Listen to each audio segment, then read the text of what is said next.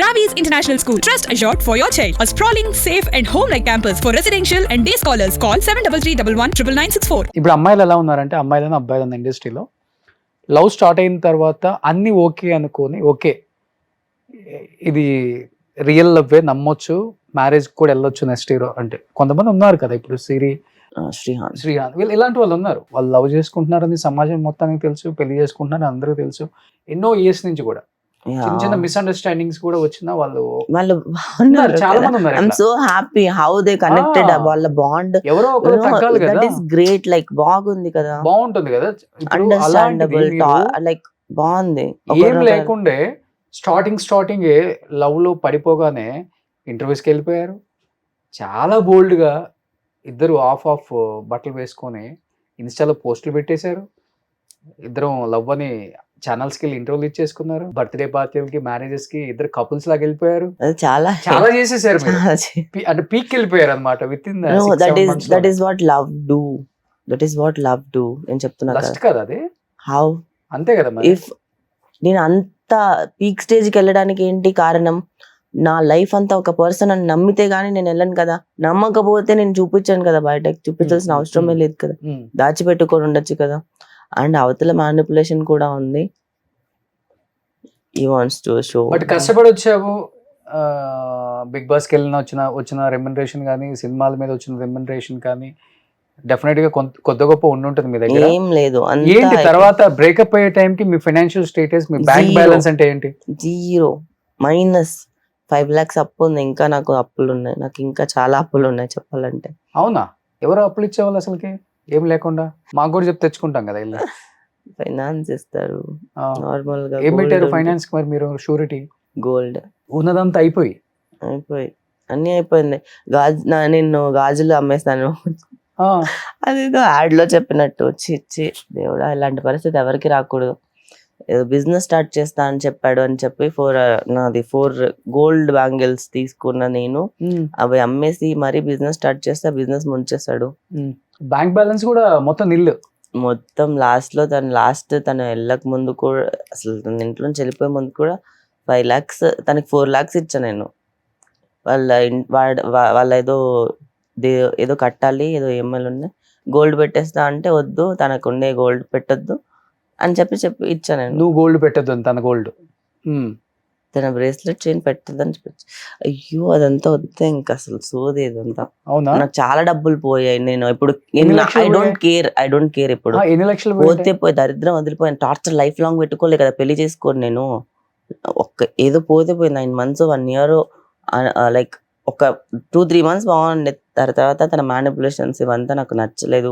ఆయన కూడా ఉన్నా and always he wants to fame, he wants to money కోసం యూజ్ చేసుకున్నాడు బేసికల్లీ అంతే. ఎందుకంటే ఏం చేయడు కదా బాబు, కూర్చొని తినాలి, ఇంట్లో ఉండాలి. కానీ నేను సంపాదించినా కూడా ఏం చేసినా ఏం చేయకపోయినా ఎలాగో తప్పుగానే చూస్తాడు. అంటే అనుమానం అన్నీ ఉన్నాయి. నేను లాయల్ గా ఉండి కూడా వేస్ట్ అని అనిపించింది. నా వల్ల కాలే, ఇంకా వద్దని వదిలేసాను, అంతే అయిపోయింది. ఎంత అయిపోయి ఉంటుంది మనీ మొత్తం మీది? అది 50 లక్షలు తెలీదు, నేను లెక్క పెట్టలే. ఖర్చు పెట్టేటప్పుడు లెక్క పెట్టలే. ఉంటుంది కదా బ్యాంక్ బ్యాలెన్స్, మనది తెలుస్తుంది కదా ఎంత ఉందో మన బ్యాంక్ బ్యాలెన్స్. ఒక 1 crore వదిలేద్దాం. అసలుకి నేను అస్సలు లెక్క పెట్టలేదు, లెక్క పెట్టే కూడా తలుచుకోలేదు. ఎందుకంటే కొన్నిసార్లు అదేంటో ఇలా నీళ్ళు చల్లి వదిలేయాలంటారు కదా, కొన్నిసార్లు అలా వదిలేస్తాను నేను. Okay, time will give me my everything back. Okay, అంతే. బట్ వాళ్ళ మమ్మీకి వాళ్ళందరికీ తెలుసా? అందరికీ తెలుసనే ప్రాబ్లం, అదే పెద్ద ప్రాబ్లం బేసికల్లీ. మీ ఇంట్లో మీరు చెప్పారా? అందుకే అందరి ఇంట్లో తెలుసు, వాళ్ళ ఇంట్లో, మా ఇంట్లో అంతా తెలుసు. యాక్సెప్ట్ చేశారు అందరూ? చేశారు. ఎన్ని రోజులు పట్టింది బయటపడటానికి? It will take some time. ఇంత జరిగిన తర్వాత కూడా మళ్ళీ ఆ మనిషిని ఇంకో మూవీలో పెట్టాను కదా, ఈ మదం మూవీలో బ్రేకప్ అయిన తర్వాత తనతో ఇంటిమేట్ సీన్ చేయాలి. ఓకే, డైరెక్టర్ వచ్చి చేద్దామా వద్దా, ఇది ఆల్రెడీ షూట్ అయిపోయింది, ఏం చేయలేము. ఆల్రెడీ ఒక 1 schedule అయిపోయింది, 2nd scheduleకి వచ్చినప్పుడు బ్రేకప్ అయిపోయింది. అయినా కూడా నేను మూవీ మీద నాకు ఉండే ప్యాషన్తో నేను చేస్తే నాకేం ప్రాబ్లం లేదు. అక్కడ ఇంకొక పర్సన్ ఉన్నా నేను ఆబ్వియస్లీ చేయాల్సిందే కదా. నేను నా పర్సన్ ఉంటే నాకు ప్రాబ్లం ఉండదని నేను పెట్టుకున్నాను. కానీ నేను చేస్తా అని చెప్పి చేయడం, ఇలా బయటకు వచ్చి ఇంకా ఏం లేదు అసలుకి. నిజంగా మనిషిగా చచ్చిపోయాను ఆ రోజు నేను.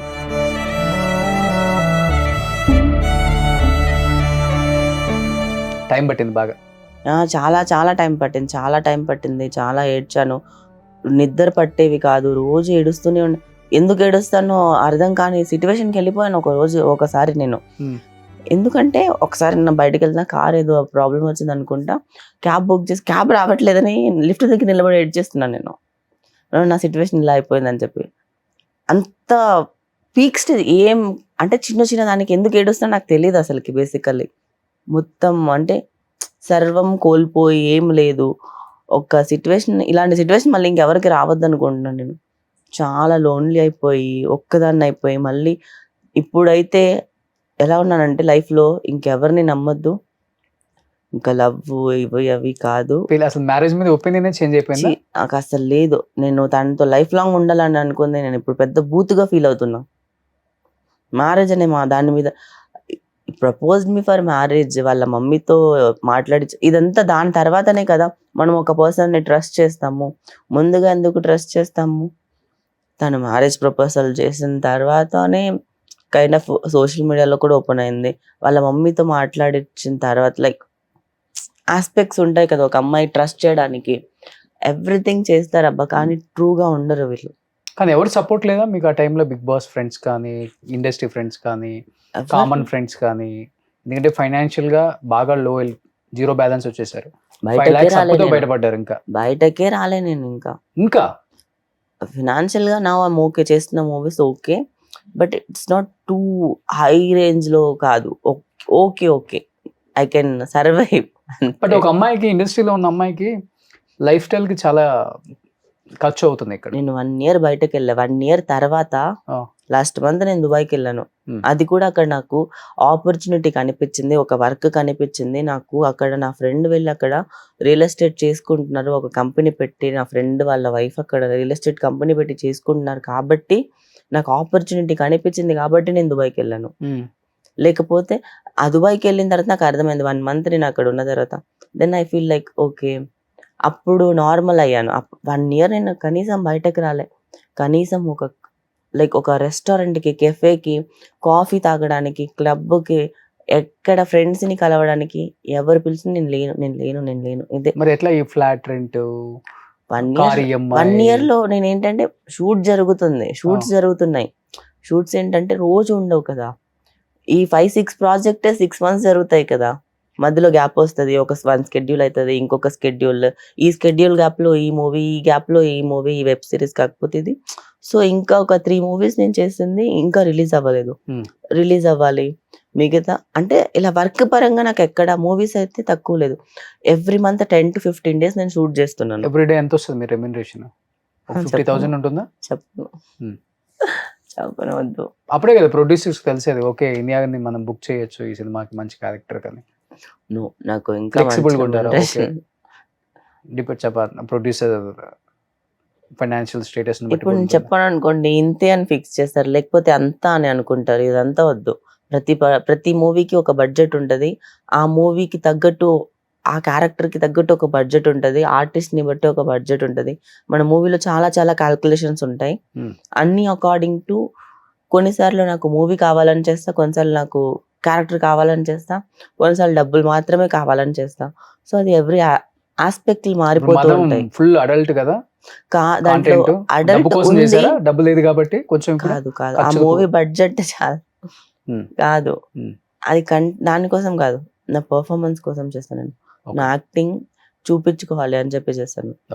క్లైమాక్స్ నేను ఎందుకు ఆ మూవీ నమ్మాను తెలుసా? ఎవరైనా ఒకరితో అంటేనే చేయరు, కానీ పాయల్ రాజ్పుత్ ఆ మూవీ మంగళవారం మూవీలో she did a fantastic job. Like తన యాక్టింగ్ కానీ అన్ని, తను అంత పెద్ద హీరోయిన్ అయ్యి తనే ఒప్పుకుంది చేయడానికి. నాకు 3 peopleతో అన్నారు, కానీ అది స్టోరీకి రిక్వైర్డ్. అండ్ నా ఒక యాంటాగనిస్ట్కి ఇంత ఒక పవర్ఫుల్ క్యారెక్టర్ ఇంకెవరు అంటే లైక్ ఇంత మంచిగా రాయలేదేమో. మేబీ నాకు ఇవ్వలేదు, నాకు ఇస్తున్నారు, నేను చేసి ప్రూవ్ చేసుకోవాలి అని అనుకున్నాను. అందుకే ఈ క్యారెక్టర్ చేశాను.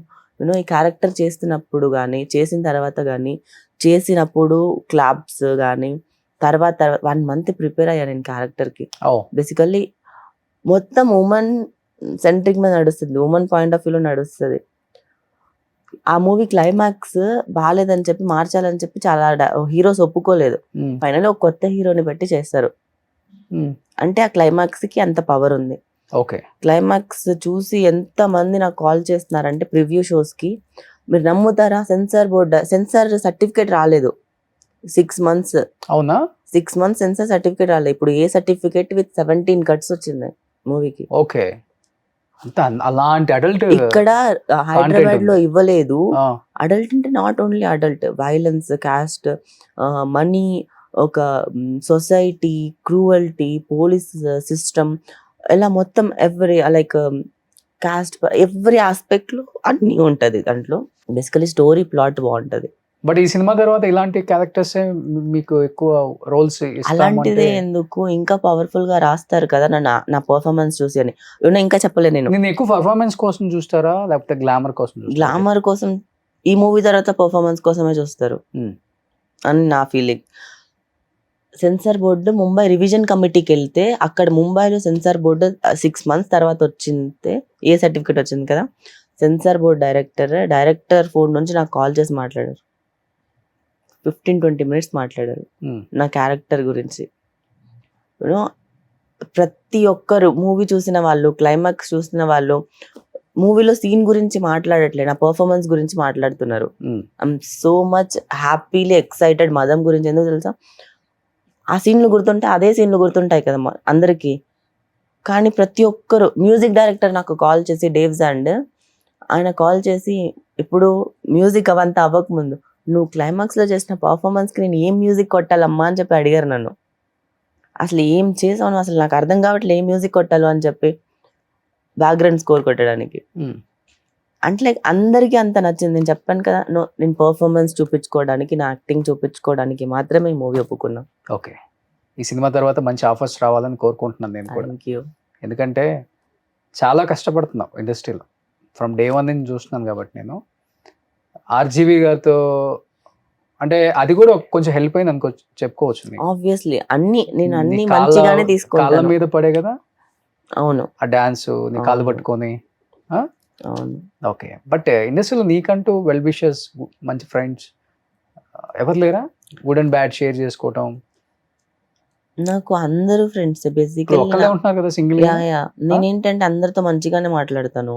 సో బేసికలీ అమ్మాయిలు అబ్బాయిలు అని తేడా లేకుండా దాన్ని అడ్వాంటేజ్ తీసుకుంటున్నారు. నేను మంచిగా ఉండడం, గుడ్ గా ఉండడము. ఫ్రెండ్స్ advantage మోసం అంటే ఎలా? చేస్తున్నారు, ఫ్రెండ్సే మోసం చేస్తున్నారు. ప్రతి మోసం వేరు, ఫ్రెండ్స్ మన మన దగ్గర చేసేది చాలా వేరు. అది ఎక్కువ బాధ అని అనిపిస్తుంది. నేను అందరినీ చూసేసాను. ఇంకా నాకు ఎవరు ఏం చేసినా, ఎవరు ఎలా కొట్టినా తగలదు. హార్డ్ అయిపోయింది హార్ట్. ఇప్పుడు రివర్స్ మాట్లాడుతున్నావా? నేను వదిలేస్తున్నా. నేను చెప్పాను కదా, టైం విల్ గివ్ ద అది గుడ్ ఓకే, క్లారిటీ. అది ఓకే. I బట్ ఆ don't- టైం కి మనం సేవ్ చేసుకోవడం కూడా చాలా ఇంపార్టెంట్ కదా. నేను అందుకే I remove my self from that place, that people. I don't want to surround with that people. నేను వాళ్ళతో ఉండొద్దు, ఓకే. తీసేస్తున్నా నన్ను, నేను ఉండలేకపోతున్నా. కొన్నిసార్లు మనం ఇవ్వగలుగుతాం, కొన్నిసార్లు మనం ఇవ్వలేము. బేసికలీ ఇప్పుడు